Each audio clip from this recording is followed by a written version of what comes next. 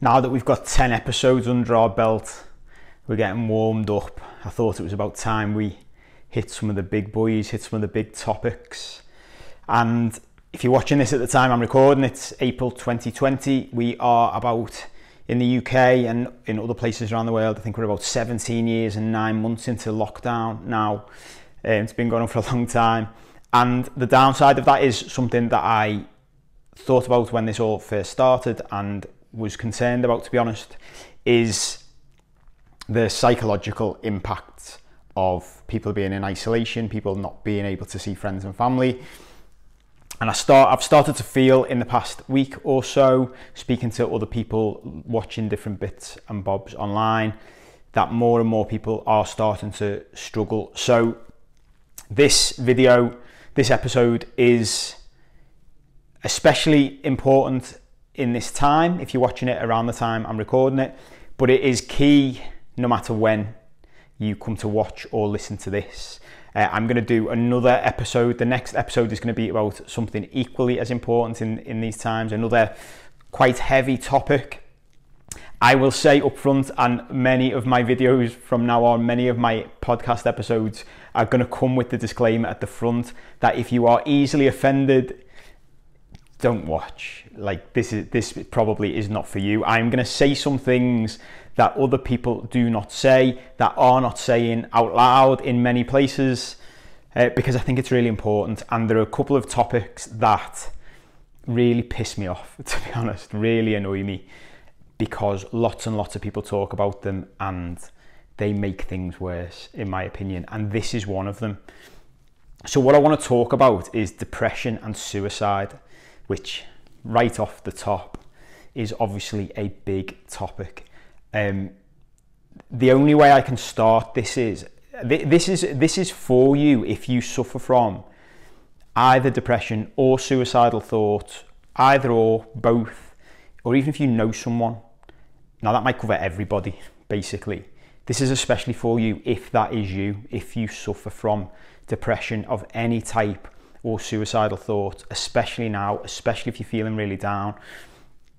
And the only way I can start an episode like this is to share with you why I think I can talk about this stuff. One of the things that really pisses me off, in social media especially, and we'll go on to this, is the number of people who get involved in this conversation who haven't got a fucking clue what they're talking about, to put it bluntly, because they are neither experts in the field, nor have they experienced it. And as far as I'm concerned, if you're not in neither of those groups, you can fuck off. This has got nothing to do with you. Stop giving people advice. If that's you, that is directed at you. So watch the rest of the episode, listen to the rest of the episode, but bear that in mind going forward. So my experience that I think qualifies me to talk about this stuff is that if you've watched the people who've watched my long form origins video, which is number 1 or 2 in the episode, in the podcast, will have heard a bit of this story. And it's not something I've talked about much, to be honest, either publicly or privately. There's very few people I know who know these stories in detail, because it's tough, it's big stuff. And so my experience with this topic goes back to years ago now. So I was, to put it in context, I was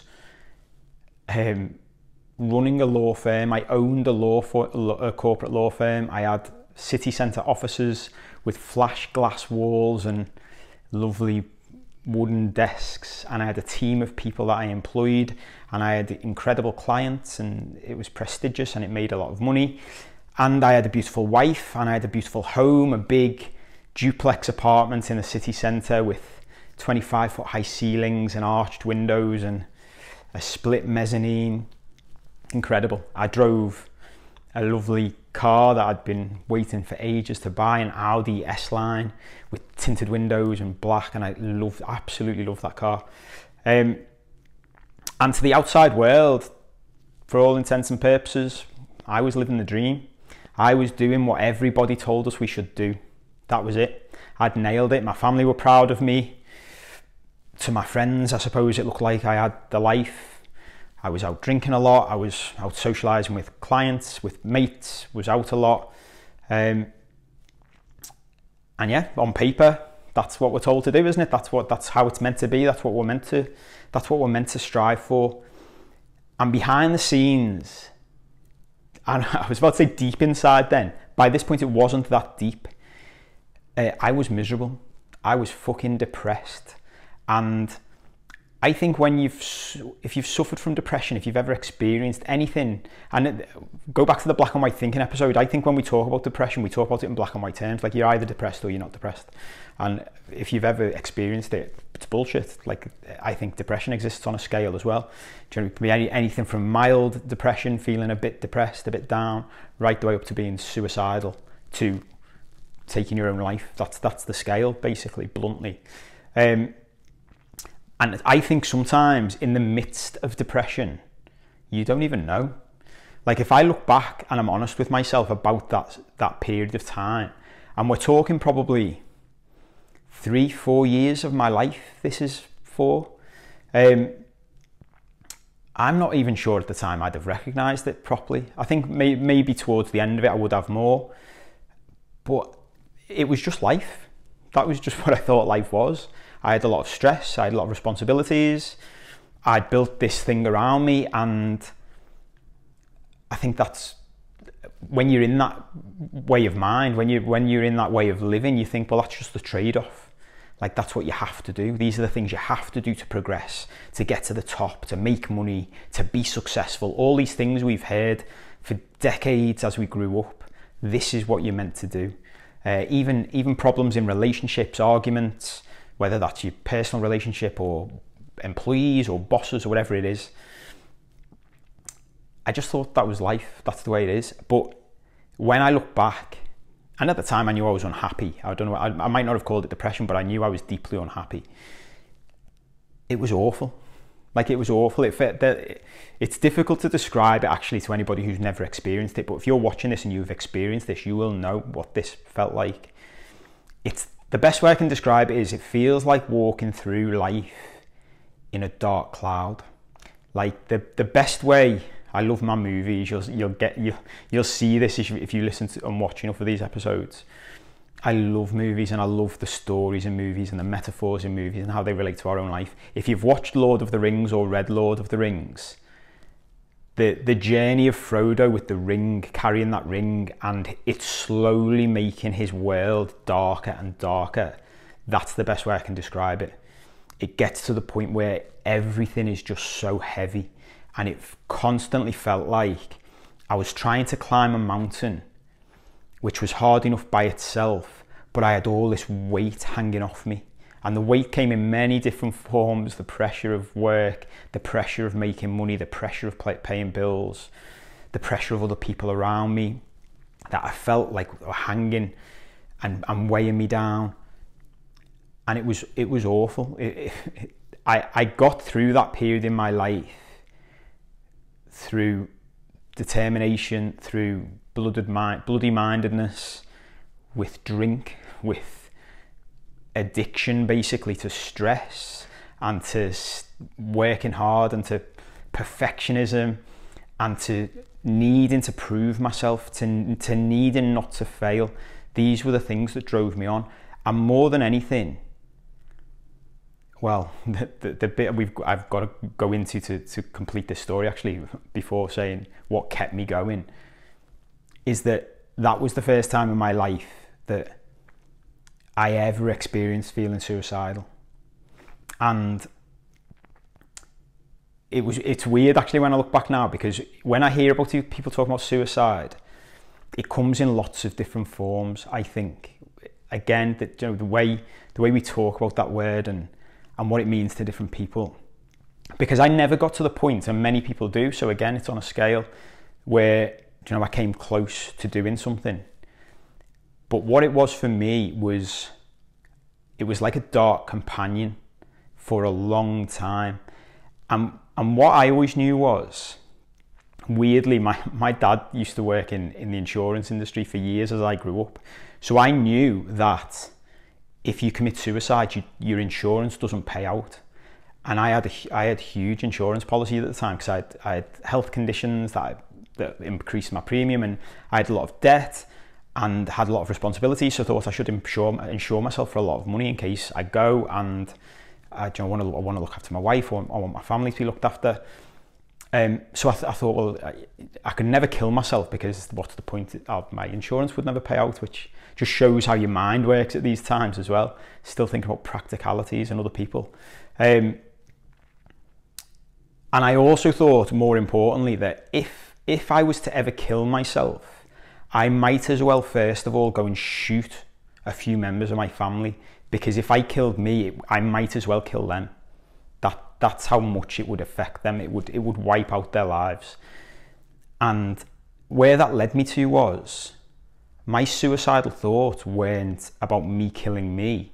My suicidal thoughts were about, how can I kill myself or get someone to kill me so it doesn't look like it was me? Because that way, my insurance will pay out.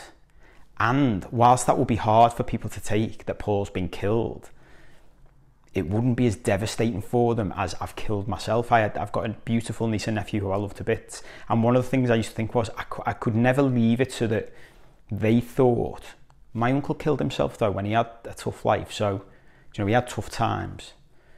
So when they have tough times, what's the example to them? But I thought, but if I'd been killed, that doesn't apply, does it? You know, it's really sad and it's heartbreaking, but people will get over that easier. And I literally used to sit and fantasize about it. And not fantasize probably is too flippant a word. I used to plan it. I used to think it through. I used to go through step by step in the same way I do with everything else, with any other problems. I'm a problem solver. I used to sit there and think about it and go, right, well, I'd have to get someone to do it. I'd have to get someone to shoot me. Would shooting be the best way to do it? How could you guarantee that they would do it properly? What if you shot yourself but you got someone else to get the gun? These were the things that I used to plan, and I used to do it regularly, because that's where I saw my life going at the time. I just couldn't see. It was so dark. I couldn't see how it got better. And I would say the only thing that stopped me going down that path further was this thought about my family, was that I just couldn't do it to them. Like even as I got through that path of all these plans and blah, blah, blah, blah, blah. Firstly, I was like, well, you could never rely on somebody else that much. What a big thing. How would you even start that conversation? But I would always come back to, it would devastate people. Like, it would devastate other people. Like, how could I do that to other people? And over time, it's interesting even just thinking about it now. How did I get through that? Like, how did I get out of it the other end? I remember getting to a point, this is the prison part of the story, if you go back to the origin story, where I started thinking, well, it's take responsibility. Go back to the take responsibility video. I built all of this. This is my life. This is my prison. I built it. What if I took it down? If I built it, I've got the plans. I know how it was constructed. So if I know how to build it, I know how to take it down. And step by step, I started dismantling my own life, basically, over the course of years. And I ended up effectively breaking down with all the pressure when I look back. Again, at the time, I wouldn't have said that, but a huge breakdown / breakthrough moment which changed everything. But it was a culmination of all this stuff. And that's why we can go on at the end of this and in future videos to talk more about, you know, how you can step by step change things in your life. But the purpose of this, of me sharing this with you, is that it's important to me for you to understand, if this is something you struggle with or suffer with, that I know how it feels. So this isn't me just, I've read some books and I'm spouting some advice, or I'm one of those people online telling you what to do with your life, because it's the opposite of that. And this is where I might upset people, actually. I want you to know that I have experienced it. I know what it feels like. This is as well something that I don't think ever completely leaves your life. Like that, the thought, the the you could just kill yourself thought, it does still pass my mind sometimes. I'd be lying if I said otherwise. It does, but it's different these days, and we'll talk more about that. But I wanted to share that because it's important that you get that you understand that I understand. I know how it feels. If you're watching this and you feel depressed, if you're watching this, you're listening to this, and you feel in any way suicidal, I get it. I understand. And the reason I fucking hate some people talking about it is, what I hear most people say, usually off the back of a celebrity killing themselves, you get this big outpouring. And I understand, and people are just trying to be helpful. But the first thing people start saying is, along the lines of, don't kill yourself. You shouldn't kill yourself. You've got everything to live for. You shouldn't be depressed. And that to me is no different to, you shouldn't be afraid. You shouldn't be angry. You shouldn't be sad. Don't be sad. Don't be afraid. This is all we hear growing up. Don't be this. Don't be that. And it really pisses me off, because I think fundamentally what most people don't understand who start saying this to people is what the source of depression is. And there's lots behind this. There's lots we could go into just on that topic, because there's lots of different potential sources of depression. Biological sources, psychological sources, emotional sources. But for the purposes of this, I want to talk about sort of emotion and psychology. Lots of the root of depression, in my opinion, in my experience, is shame and low self-esteem and insecurity. So without realizing it, we're built, this society, without us realizing it, is built on shame. That's how we raise our kids. It's no one's fault. It was passed down through the generations, but that's where we are. We are raised to believe we are not good enough. Deep inside, we are not good enough, no matter what we do, no matter how much we try, no matter how much we achieve, no matter how many things we collect, how much money we make, how many law firms we build or companies we build. We don't feel good enough. We feel shame about things. And when we then feel depressed or feel suicidal, and someone says, don't be depressed, don't be suicidal, you've got everything to live for, the message that they're sending out is, that we hear, and I don't know whether you feel this as well, is now I should be ashamed of the fact I'm depressed, because other people aren't depressed. Look at my life, it's actually good on paper. I've got all these things. I shouldn't be unhappy. I shouldn't be suicidal. Look at all these things. And now I feel ashamed. Now I feel like my self-esteem is even lower, because I'm beating myself up about even feeling depressed, even feeling suicidal, because it's not acceptable. And this is my first big thing that might upset people. This is what I want to tell you. If you feel depressed and if you feel suicidal, or either of those things, it's okay. It's absolutely normal.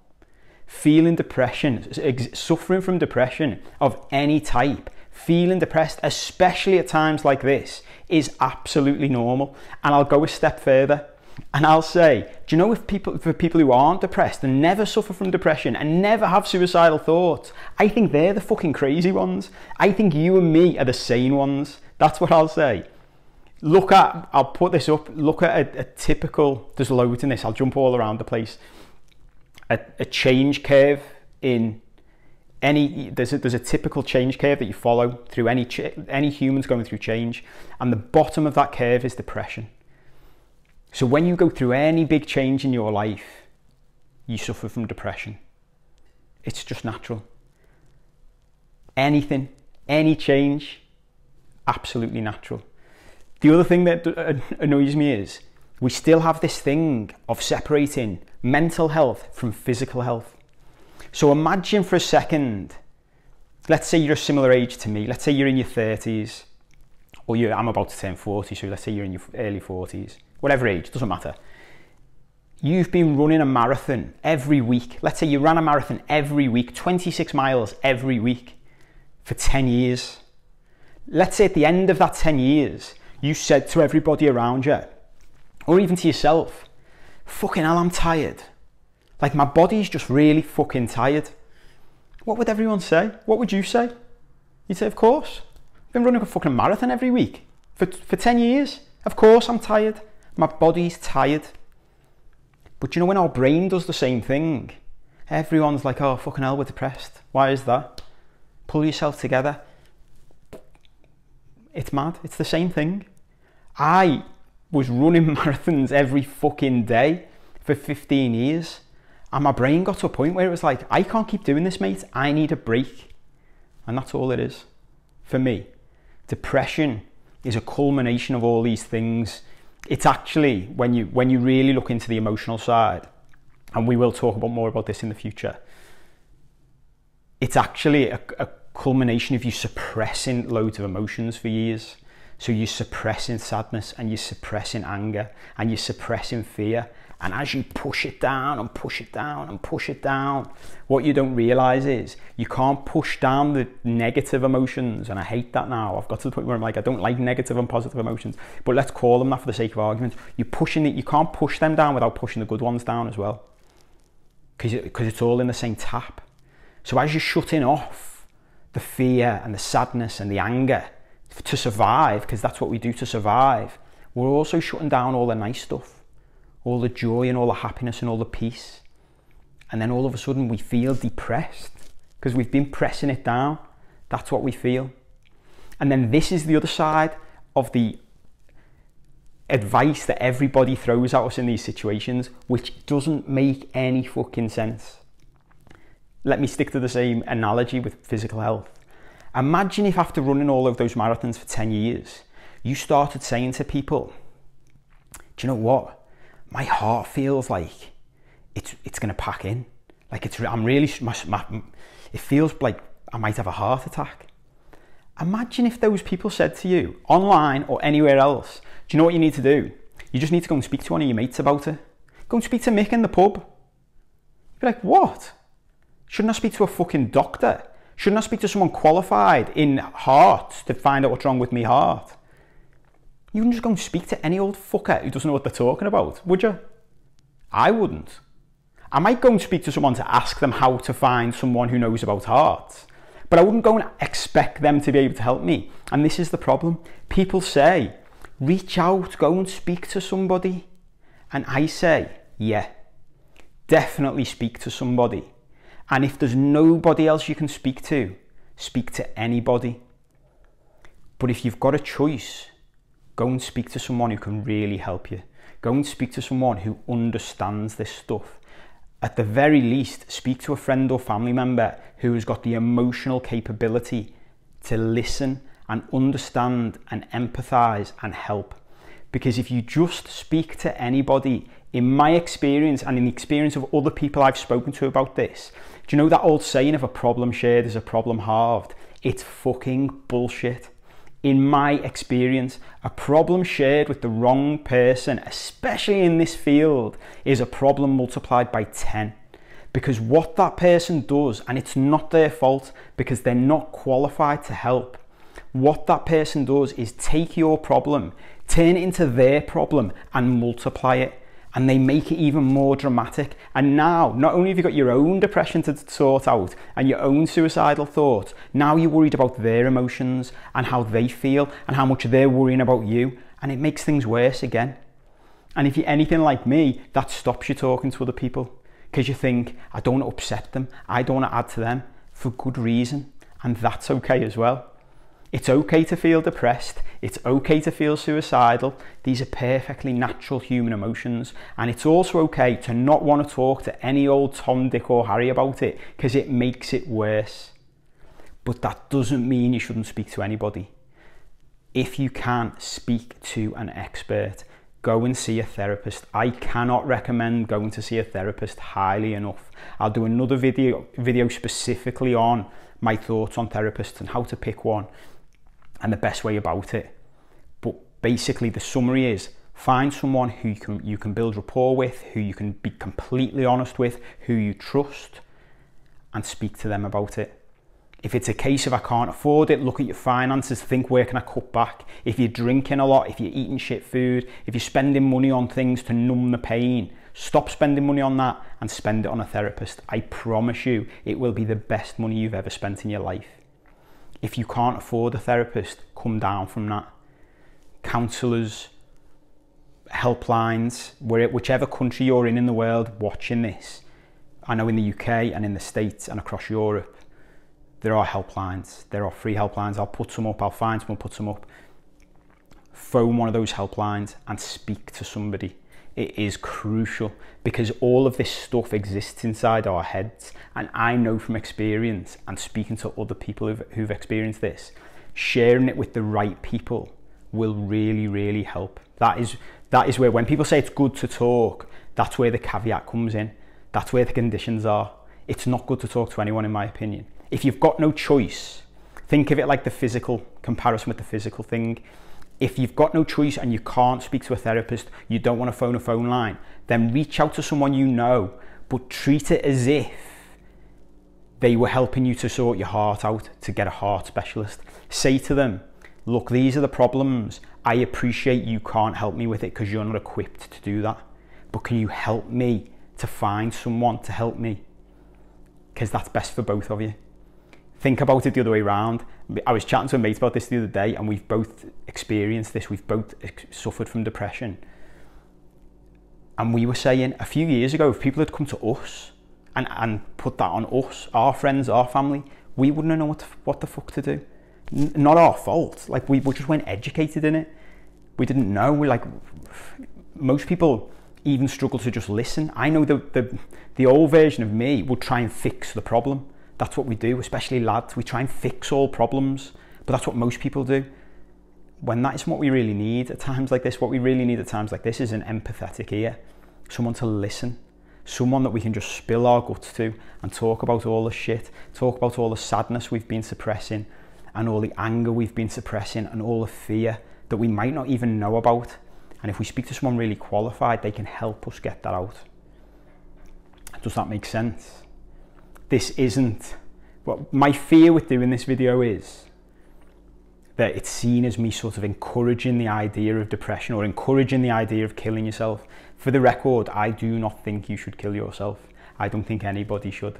I think that when you hit that low, when you hit that depression, look at the change curve. The reality is, if you can zoom out, the problem is when you feel depressed, you're right in it. But if you can zoom out and look at that curve, what it means is you're about to make a breakthrough in your life. The darkness, like this is in a Batman movie, but I love it. I don't know whether it comes from Batman. The day is darkest just before dawn. You are just about to break through to a new life. That's what's happening. Your brain, your mind is recharging, it's re-energizing because it's been through loads of shit. Think about it like it's like taking a rest after running all those marathons. And at the other side of the depression is acceptance and change. Look at the change curve. That's what happens. You can change your life from here. This is the bottom of the curve, and I know people might say, well, it's been going on for a while, and it might get worse before it gets better. But there is still light at the end of the tunnel. There are still changes you can make, but that doesn't mean you should feel ashamed of being depressed. And you shouldn't feel like you have to run away from it. This is the other thing I've learned in recent times. When we feel depressed, loads of the advice we're given, especially in self-help videos, personal development videos online, and all the social media influencers, is positive thinking. Thinking positively, acting positively, all this thing, push it down, run away from depression. It's bullshit. It's absolutely bullshit. I've done it. I've been there. It doesn't work. Do you know why? Because you're suppressing it more. And as you suppress it more, you just bury it and it comes back up. The way to deal with depression, the way to deal with any negative emotions is to feel it and to allow it to be what it is and to go into it. Let it be. There's nothing wrong with being depressed. There's nothing wrong with being tired. There's nothing wrong with being sad. Be kind to yourself. There's nothing wrong with being suicidal. As I say, I think we're the same ones. I think the people who aren't depressed and suicidal are fucking nuts. That's what I think. How can you live in this world? This world isn't a pretty, like, lovely, happy, shiny place, especially in times of global lockdowns. This world is mean and dark and grimy. That's what we live with. We have to deal with that all the time to get out the other side, to see the light and the joy and the peace. Look at what's happening literally on the world. The world's been depressed. We all back off. You can hear the birds singing again. The sky's brighter.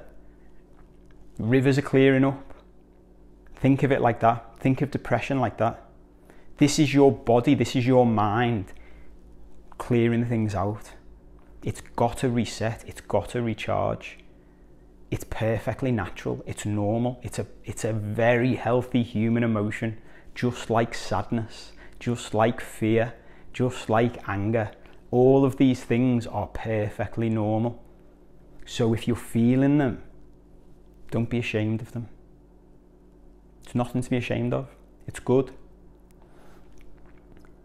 So with all of that, because I'm conscious as well, if you're anything like me, that's all well and good. And you might be sitting there listening to this, watching this thinking, yeah, but okay, I'd still like something to do. How do I make it better?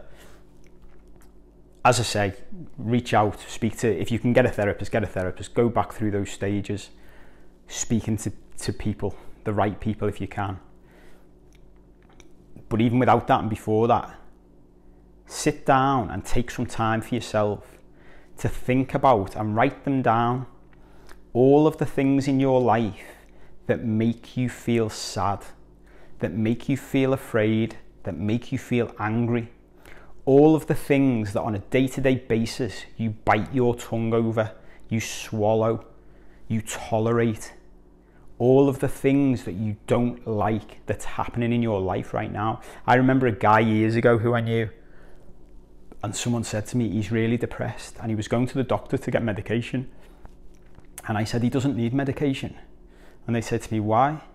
And I said, I can tell you why he's depressed. And they said, why? And I said, because his life's fucking shit. And I know, because that's why I was depressed. Because on top of all that stuff I was talking about, my life was shit. I was living a life that kept me pressed down.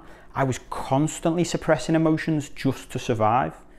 And when I've come out the other side of that, and I've let go of all of that shit, when I feel depressed now, I can just see it as a normal ebb and flow of human emotion. It's not because my life is weighing me down, but that's what most of us are in. Most of us are in lives that are weighing us down constantly. So write down on paper all of the things, and remember, this piece of paper is just for you. It's not for anybody else.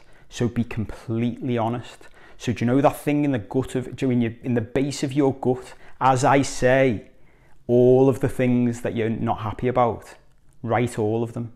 Even the one or the ones that you're afraid to say out loud, because you know it's there. And I knew stuff was there that I didn't want to admit out loud. Write them down. Writing it all down on paper, get it all out as much as you can, let it flow. Writing it on paper and acknowledging it, and then being kind with yourself and not judging it. It's nothing to judge. All of these things are natural. They're normal. They're okay. They're just feelings and thoughts. Write them down on paper. It will help. Then on another piece of paper, these are things you might have forgotten. Write down all of the things that make you joyful, that make you feel energetic and happy and alive and peaceful. Write down all of those things. If you can't remember them because they're a distant memory now, which might be the case, go back. Go back to when you were a kid. What made you feel alive when you were a kid? What made you feel alive 10 years ago? The last time you were happy. The last time you weren't depressed. Last time you weren't suicidal. What were the things then? Write them down.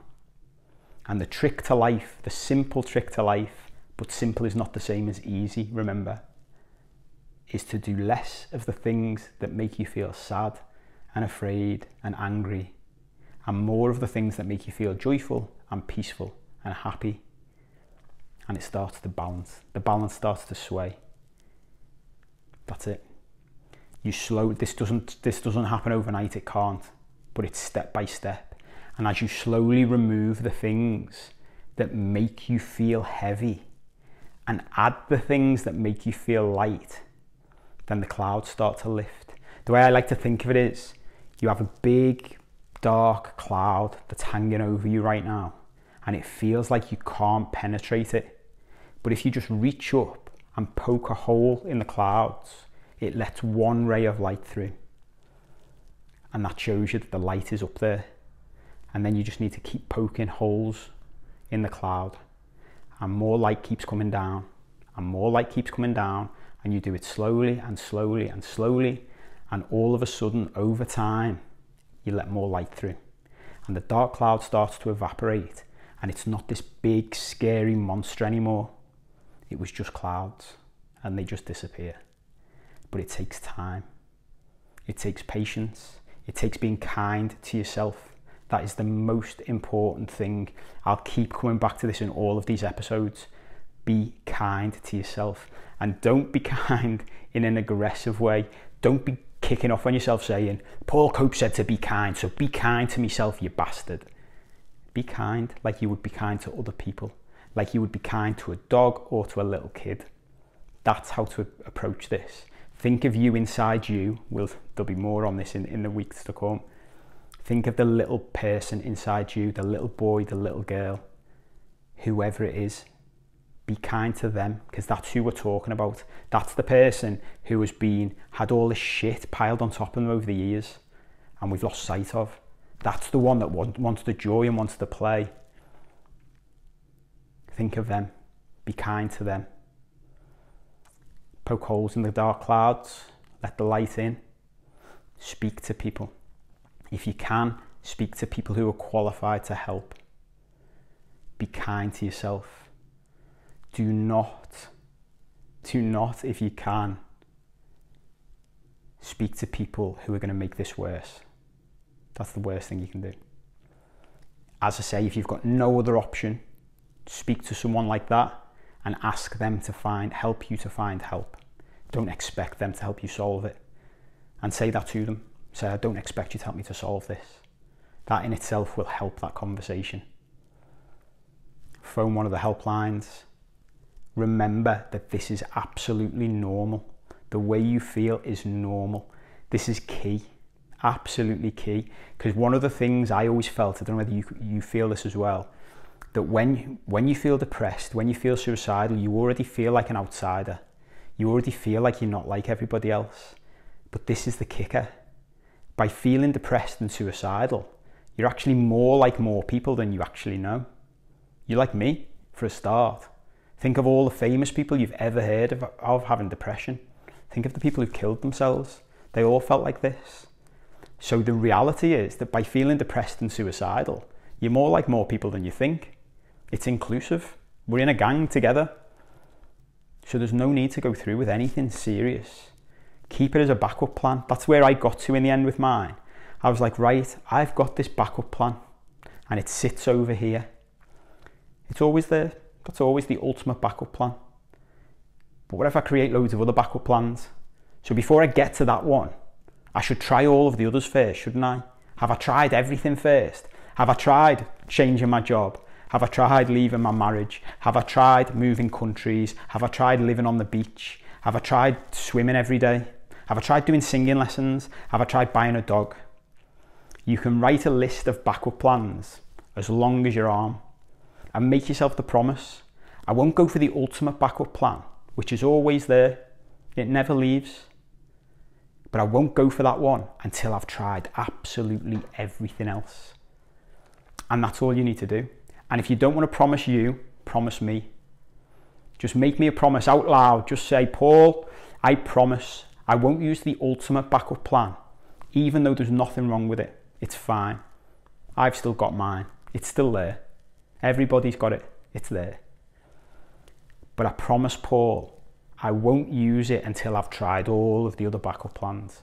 And I'm going to write 1,000 backup plans to begin with. And you know what? Even if you get through the first 1,000, write another. There's loads. There's loads of things we can try first before we use the ultimate one. So promise me that. Say it out loud. Say, I promise, Paul. Say it again. Say, I promise. Say it one more time. I promise, Paul, I'm going to use all the other backup plans first. Okay, you've now promised me 3 times, and that's a line from Tyler Durden in Fight Club, so you can't go against that. This is really important. If you feel down, if you feel depressed, if you feel suicidal, remember it's normal. There's nothing wrong with you. If anything, it just shows how human you are. We are all human, we are all flawed, we are all imperfect. Don't let social media trick you otherwise. Okay? I hope that all made sense. I hope it helps. Remember all of the things we've talked about. I'll put up some numbers for different countries. Obviously can't cover them all. Google's out there for you if you need to find someone to talk to. Everything will be okay. We will get through this.